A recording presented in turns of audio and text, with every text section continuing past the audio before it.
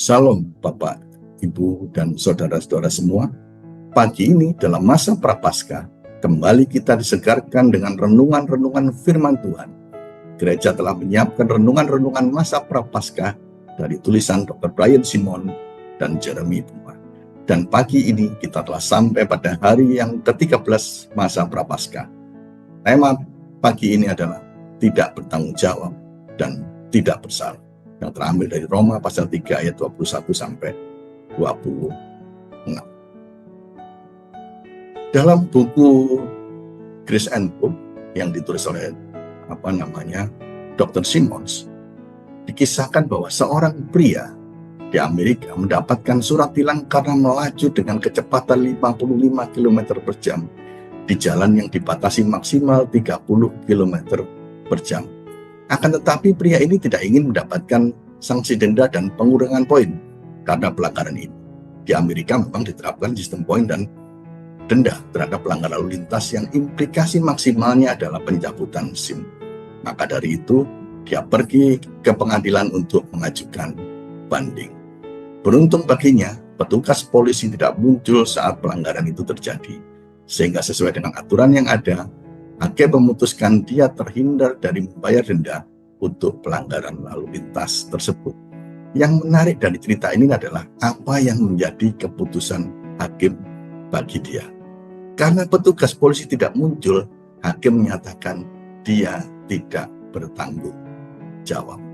Tetapi di sini kita bisa melihat bahwa tidak bertanggung jawab bukan berarti dia tidak bersalah. Kita tahu bahwa dia telah melakukan pelanggaran, yaitu mengemudi dengan melampaui batasan kecepatan maksimum. Hanya karena petugas polisi tidak hadir saat pelanggaran terjadi, sehingga petugas hukum menyatakan dia tidak bertanggung jawab. Korelasi cerita ini dalam renungan firman Tuhan adalah tercantum dalam Roma pasal 6 ayat 23. Dan hal ini menjadi prinsip dasar keselamatan dalam iman Kristen. Sebab upah dosa ialah maut, tetapi karunia Allah ialah hidup yang kekal dalam Kristus Yesus Tuhan kita.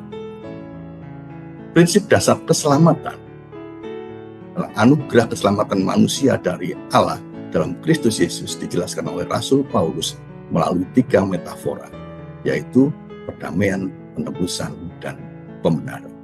Anugerah keselamatan sebagaimana Efesus pasal 2 ayat 8, karena anugerah Allah, kita bisa beriman percaya kepada Yesus, sehingga kita diselamatkan. Kata kuncinya ialah bisa beriman percaya kepada Yesus. Dan terkait dengan iman, sebagaimana Roma pasal 3 ayat 21 dan 22, agar manusia dibenarkan di dalam penghakiman Allah, ia harus memiliki kebenaran Allah karena iman di dalam Kristus Yesus. Jadi Bapak dan Ibu, saudara-saudara semua, anugerah keselamatan sebagaimana yang dijelaskan Rasul Paulus melalui 3 metafora ini, yaitu perdamaian, penebusan, dan pembenaran, maka dapat dijelaskan adalah sebagai berikut. Dalam hal perdamaian, di dalam Roma pasal 3 ayat 25, Kristus Yesus telah ditetapkan Allah menjadi jalan perdamaian karena iman dalam darahnya.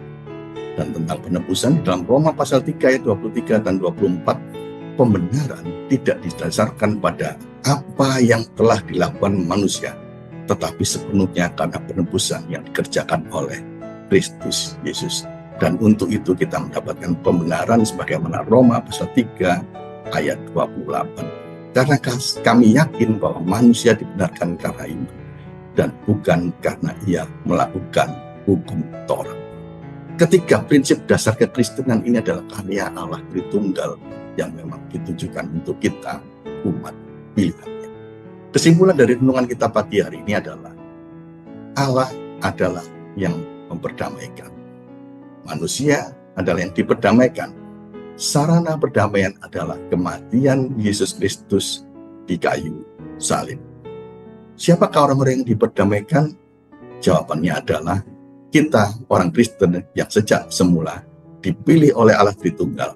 Sebagaimana Yohanes pasal 6 ayat 44 dan 65, sebab tidak ada seorang pun yang dapat datang kepada Kristus kalau Bapa tidak mengaruniakannya kepadanya. Tuhan Yesus memberkati.